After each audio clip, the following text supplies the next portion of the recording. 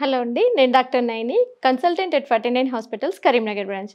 ఈరోజు మనం చాలా ఇంపార్టెంట్ టాపిక్ ఏంటంటే, మన వయస్సుకి, ప్రెగ్నెన్సీ రేట్‌కి ఏమైనా సంబంధం ఉందా? అనే దాని గురించి మాట్లాడుకుందాం. ఇప్పుడు ఈ ఏజ్ గురించి ఆలోచించినట్టయితే ఫీమేల్స్‌లో ఎస్పెషల్లీ ఆహ్, వయసు పెరిగిన కొద్దీ ఏమవుతుంది అనంటే, ఎగ్ రిజర్వ్ అనేది తగ్గిపోతుంటుంది. అయితే ఈ మధ్య కాలంలో మనం అబ్జర్వ్ చేసినట్టయితే ఫీమేల్స్ అంతా అంటే ప్రెగ్నెన్సీ ప్లానింగ్ అంటే మ్యారేజెస్ చేసుకోవడమే కొంచెం డిలే చేసుకుంటున్నారు. అంటే ప్రీవియస్‌గా చూస్తే మనకి 20స్‌లోనే అందరూ మ్యారేజ్ అయిపోతుండే.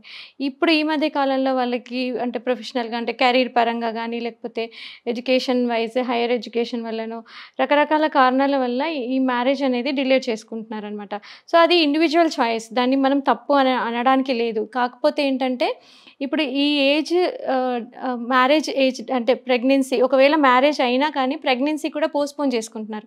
సో, ఇది అంతా కూడా దీనివల్ల ఏమవుతుంది అనంటే, వాళ్ళ రియల్ అంటే వీళ్ళు మ్యారేజ్ చేసుకోవడం లేట్‌గా చేసుకున్నా, లేదంటే ప్రెగ్నెన్సీ లేట్‌గా ప్లాన్ చేసుకున్నా ప్రాబ్లమ్ ఏమవుతుందంటే, వాళ్ళ బయోలాజికల్ క్లాక్ అనేది అది కంటిన్యూ అవుతుంది. ఇప్పుడు ఏజ్ పెరిగిన కొద్దీ లేట్‌గా అంటే బాడీలో రిప్రొడక్టివ్ ఏజ్ కూడా పెరుగుతుంది. దానివల్ల ఏమవుతుందంటే, oocyte క్వాలిటీ అనేది బాగా తగ్గిపోతుందనమాట.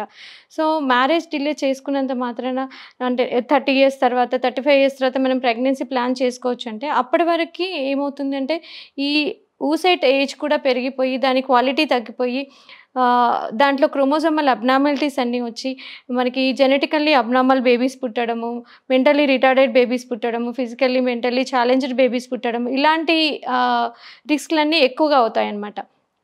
సో, మరి ఇలాంటి టైంలో మరి ఎలాంటి జాగ్రత్తలు తీసుకోవాలి? ఒకవేళ మీరు మ్యారేజ్ ఏజ్ అంటే డిలే చేసుకోవాలన్నా, లేదంటే మ్యారేజ్ అయిన కన్సెప్షన్ డిలే చేసుకోవాలన్నా ఏం చేయాలి? ఎలా మరి మీ రిప్రొడక్టివ్ పొటెన్షియల్ ఎంతుంది? ఎప్పటి వరకు వెయిట్ చేయొచ్చు అనే దాని గురించి ఆలోచించాలంటే ఫస్ట్ మీరొక డాక్టర్‌ని కన్సల్ట్ చేసి అసలు మీ జనరల్‌గా మీ రిప్రొడక్టివ్ హెల్త్ ఎట్లా ఉంది అనేది చెకప్ చేయించుకోవాల్సి ఉంటుంది.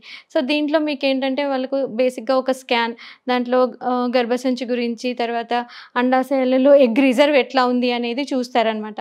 దీంతో పాటుగా మీకు ఇతరత్ర సమస్యలేమన్నా ఉన్నా అంటే కొంతమందికి ఇర్రెగ్యులర్ సైకిల్స్ లేదంటే ఫ్రీక్వెంట్ సైకిల్స్ ఇలాంటి పీరియడ్స్‌కి సంబంధించిన సమస్యలు, హార్మోన్స్‌కి సంబంధించిన సమస్యలు, థైరాయిడ్ ఇలాంటి హార్మోన్స్ సంబంధించిన సమస్యలు ఇలాంటివి ఏమన్నా ఉన్నా కూడా మీరు వెంటనే డాక్టర్‌ని సంప్రదించి తగిన టెస్ట్‌లన్నీ చేయించుకోవాలి. వీటితో పాటు హార్మోన్ టెస్ట్‌లు అంటే ఏఎంహెచ్ అనే ఒక హార్మోన్ ఉంటుంది. ఇదేంటంటే మనకి ఎగ్ రిజర్వ్ ఎంత ఉంటుంది అనేది తెలియజేస్తుంది.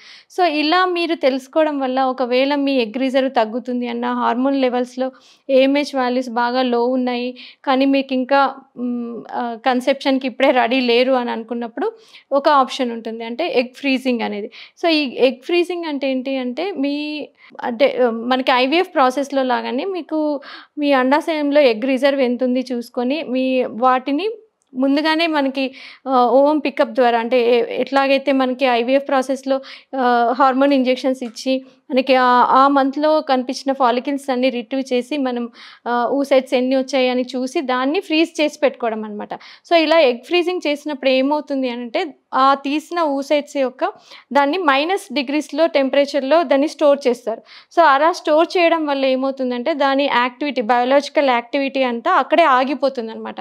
సో, ఇప్పుడు మీరు 27 ఇయర్స్‌లో ఎగ్ ఫ్రీజింగ్ చేయించుకున్నారు అనంటే ఆ oocytes యొక్క ఏజ్ అనేది 27 ఇయర్స్.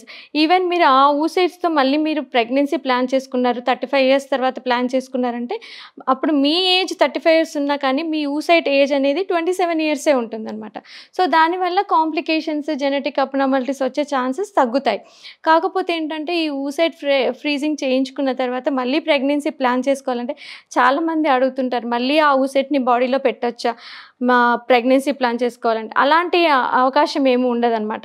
ఇలా oocyte ఫ్రీజింగ్ చేసుకున్నారంటే ఖచ్చితంగా మళ్ళీ ఐవీఎఫ్ ప్రాసెస్, ICSI ప్రాసెస్‌కే వెళ్ళాల్సుంటుంది. ఇంకొంతమందికి ఏంటంటే ఆల్రెడీ మ్యారేజ్ అయ్యింది. లేదంటే పార్ట్నర్ తెలుసు కన్ఫర్మ్‌గా పార్ట్నర్‌తో కలిసి ఉంటున్నారు అనుకుంటే, మీరు అదే పార్ట్నర్‌తో కంటిన్యూ అవుతున్నారు అనుకుంటే, ఎంబ్రియో ఫ్రీజింగ్ కూడా ఆప్షన్ ఉంటుందనమాట. అంటే మీకు ఫీమేల్ పార్ట్నర్ నుంచి ఎగ్స్ తీసి, మీ మేల్ పార్ట్నర్ నుంచి స్పెర్మ్స్ తీసుకొని వాటిని మిక్సీ చేసి ఎంబ్రియో రెడీ చేసి, ఆ ఎంబ్రియోని ఫ్రీజ్ చేసి పెట్టుకోవడం. తర్వాత మీరు ఎప్పుడైతే ప్రెగ్నెన్సీ ప్లాన్ చేసుకుంటున్నారో ఆ ఎంబ్రియోని ట్రాన్స్‌ఫర్ చేయించుకోవడం. సో, ఇలాంటి ఆప్షన్స్ అన్నీ ఉంటాయి. చాలామంది మాట్లాడేది ఏంటంటే ఫీమేల్ ఏజ్ గురించి మాట్లాడుతుంటారు. కానీ ఇక్కడ మేల్ ఏజ్ కూడా చాలా ఇంపార్టెంట్ అన్నట్టు. అంటే కాకపోతే మేల్ పార్ట్నర్‌లో మనకి ఏజింగ్ అనేది కొంచెం లేట్‌గా స్టార్ట్ అవుతుంది. బట్ స్టిల్ 40, 45 ఇయర్స్ ఇప్పుడు ఫీమేల్‌కి ఎలాగైతే 35 ఇయర్స్ తర్వాత ఫిక్స్డ్‌గా 40 ఇయర్స్ తర్వాత ఎగ్స్ తగ్గిపోతాయని కరెక్ట్ ఏజ్ డెఫినిషన్ ఉన్నట్టు మేల్‌లో అలా ఎక్కడ డిఫైన్ చేయలేదు. బట్ స్టిల్ 40 ఇయర్స్, 45 ఇయర్స్ తర్వాత కూడా మేల్‌లో స్పెర్మ్ పారామీటర్స్‌లో, క్వాలిటీలో చాలా డిఫరెన్సెస్ వస్తాయి. అండ్ స్పెర్మ్ డీఎన్ఏ ఫ్రాగ్మెంటేషన్‌లో ఆహ్, తేడాలొస్తాయన్నమాట. సో, ఆ ఎల్డర్లీ ఏజ్ మేల్ నుంచి స్పెర్మ్ క్వాలిటీ కూడా చాలా ఇష్యూస్ ఉంటాయన్నమాట. సో, అలాంటి టైంలో కూడా పుట్టబోయే పిల్లల్లో కొన్ని ప్రాబ్లమ్స్, జెనెటిక్ అబ్నార్మాలిటీస్, మిస్‌క్యారేజెస్ అవ్వడం ఇలాంటి రిస్క్‌లన్నీ ఉంటాయి. సో, అందుకే మీరు ప్రెగ్నెన్సీ ప్లాన్ చేసుకోవాలి, డిలే చేసుకోవాలి అనుకున్నట్టయితే వెంటనే డాక్టర్‌ని కన్సల్ట్ చేసి ఎప్పటి వరకు డిలే చేసుకోవచ్చు, డిలే చేసుకోవాలి అనుకుంటే ఎలాంటి ఆప్షన్స్ ఉన్నాయి ఇవన్నీ కూడా తెలుసుకోవాలి. Thank you.